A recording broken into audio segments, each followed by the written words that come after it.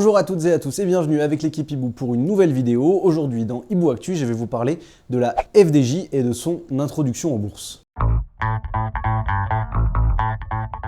Avant même de vous expliquer pourquoi la FDJ fait aujourd'hui son entrée en bourse, donc aujourd'hui le jeudi 7 novembre, fait donc son entrée en bourse, j'aimerais vous faire un rappel des faits de son historique.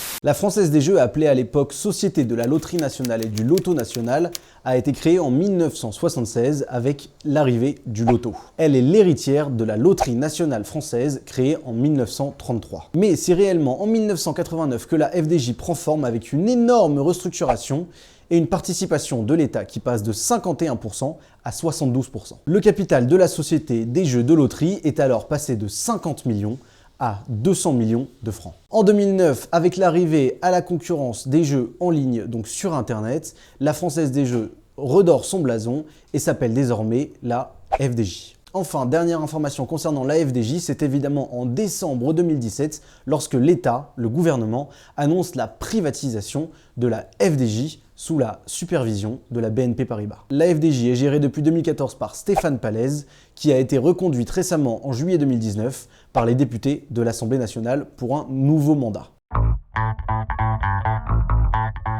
La FDJ, c'est le premier opérateur de jeux d'argent en France, la deuxième loterie européenne et enfin la quatrième loterie mondiale des jeux bruts d'argent. Avec ses 25 millions de joueurs annuels, Stéphane Pallez a précisé que la FDJ a généré ces 25 dernières années une croissance régulière de mise dans le temps de 5% en moyenne. En 2019, la FDJ, c'est 16,9 milliards de mise, un chiffre en hausse de 7%. Et la société a généré également en 2019 un chiffre d'affaires de 2 milliards d'euros, un chiffre en augmentation de 7% également. Enfin, et comme l'an dernier, la FDJ versera 122 millions d'euros de dividendes, et ce, malgré l'introduction en bourse.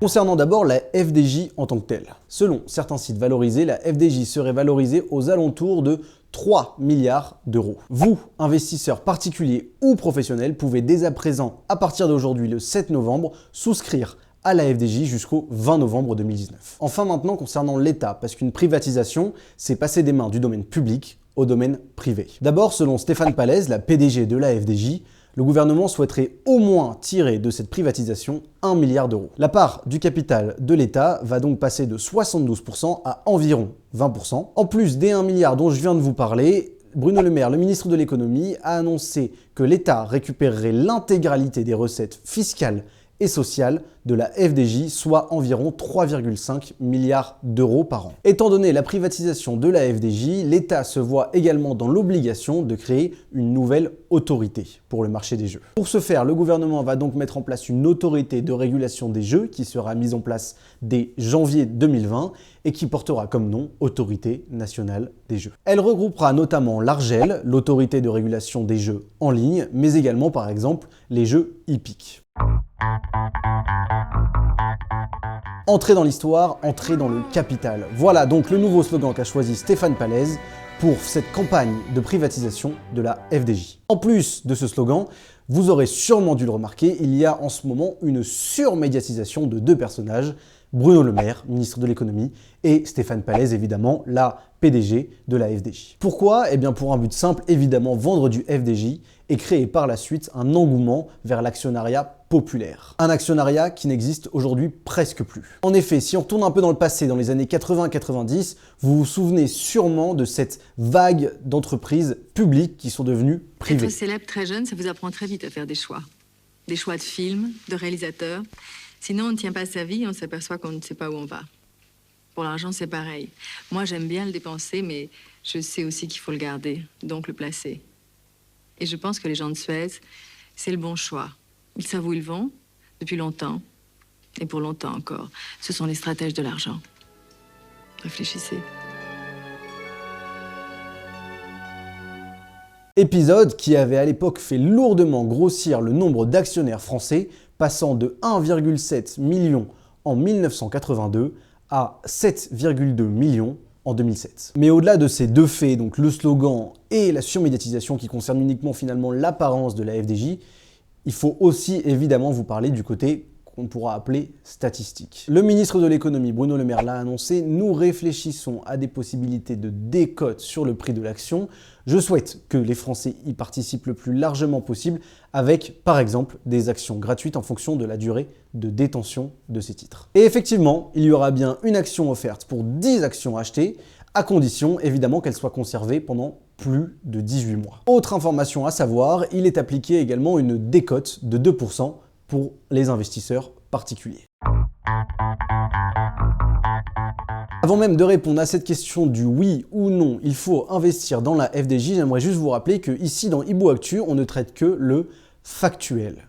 Mais en revanche, chez Hibou, et vous le savez très bien, nous avons une vision, et surtout concernant la FDJ. Et pour ce faire, vous avez juste à aller dans vos mails et aller chercher le flash concernant la FDJ où on vous expliquera si oui ou non il faut investir dans la FDJ. Alors d'abord, j'aimerais vous parler de pourquoi est-ce que cela pourrait être une bonne idée d'investir dans la FDJ. D'abord parce que Stéphane Pallez a expliqué lors de son annonce du plan de la FDJ jusqu'en 2025 qu'elle souhaitait deux choses extrêmement importantes. Évidemment, la première, c'est se consolider sur les secteurs sur lesquels ils sont numéro 1 aujourd'hui et progresser évidemment. Et la deuxième chose qui paraît d'autant plus importante encore, c'est l'internationalisation de la FDJ. Enfin, deuxième chose à savoir qui pourrait être intéressante dans le cas où vous investissez dans la FDJ, c'est que la FDJ est une valeur de rendement, de fonds de portefeuille. Pourquoi est-ce que également ça pourrait être une mauvaise idée d'investir dans la FDJ ? Pour ce faire, on va donc faire un petit retour vers le passé et je vais vous parler ici des anciennes introductions en bourse de sociétés publiques françaises. Et vous allez voir qu'il n'y a pas eu que des succès. D'abord, ici, j'aimerais vous parler de Thomson Multimédia. Introduit en bourse en 1999, son cours n'a que fait chuter et aujourd'hui, il coûte 1 euro. Autre exemple beaucoup plus connu, France Télécom, aujourd'hui appelé Orange, ou encore EDF, introduit en 2005. Finalement, concernant ces introductions en bourse d'anciennes sociétés publiques, la seule qui s'est révélée à vrai succès, c'est Total. Depuis 1989, la société pétrolière a vu ses performances annuelles évoluer de 12,5% par rapport au CAC 40 qui lui est de 6,5%. Donc bonne idée ou pas d'investir dans la FDJ, évidemment c'est la question à se poser et moi pour ma part je préfère attendre le 20 novembre pour avoir une réponse plus claire. Voilà, c'est la fin de cette vidéo Hibou Actu, j'espère qu'elle vous aura plu. N'hésitez pas à la liker et à mettre en commentaire des nouveaux sujets, des futurs sujets qui pourraient vous intéresser, il y en a d'autres qui vont arriver évidemment. Et merci beaucoup d'avoir regardé cette vidéo et à très bientôt avec l'équipe Hibou.